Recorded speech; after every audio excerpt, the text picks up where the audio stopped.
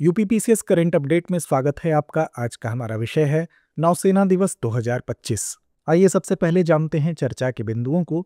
सबसे पहले बात करेंगे ये चर्चा में क्यों है, इसके मुख्य बिंदुओं के विषय में, भारतीय नौसेना, ऑपरेशन ट्राइडेंट और अंत में चलेंगे अभ्यास प्रश्न की तरफ। तो आइए सबसे पहले जानते हैं ये चर्चा में क्यों है। भारतीय नौसेना 3-4 दिसंबर 2025 को तिरुवनंतपुरम के शंगुमुखम समुद्र तट पर बड़े पैमाने पर परिचालन प्रदर्शन के साथ नौसेना दिवस 2025 मनाएगी। तो आइए अब नजर डालते हैं इसके मुख्य बिंदुओं पर। यह समारोह नौसेना दिवस के कार्यक्रमों को प्रमुख नौसैनिक अड्डों से परे आयोजित करने की नौसेना की पहल का हिस्सा है।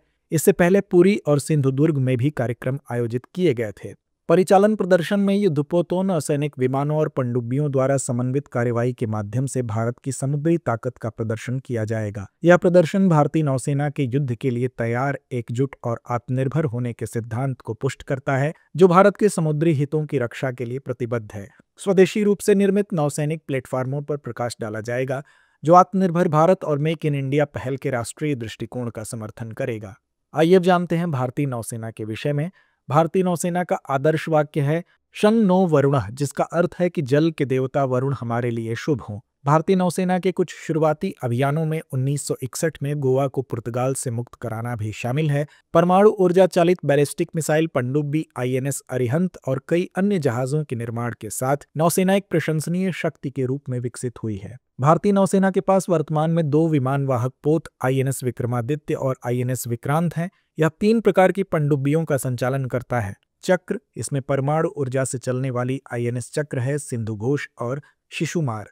मरीन कमांडो या मार्कोस भारतीय नौसेना की विशेष बल इकाई है, जिसे उभयचर युद्ध, आतंकवाद निरोध, विशेष टोही बंधक बचाव और असममित युद्ध करने के लिए प्रशिक्षित किया जाता है।